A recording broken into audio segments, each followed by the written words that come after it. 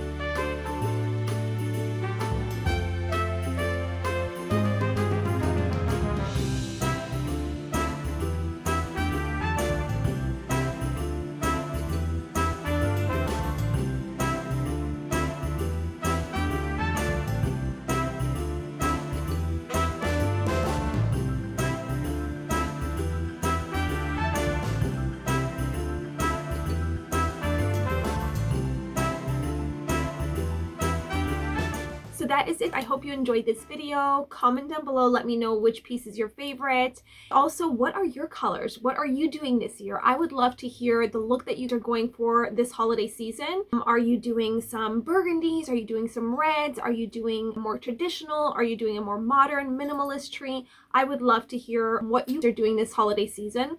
Moving on to the outfit. Hat, I got this, I believe, thrift shopping. Same thing with the blazer, same thing with the belt. So I am a walking thrift shop right now. And most of my jewelry, some of it is from Stinnies. I also have some that I created myself. I have some Koakaya pieces here.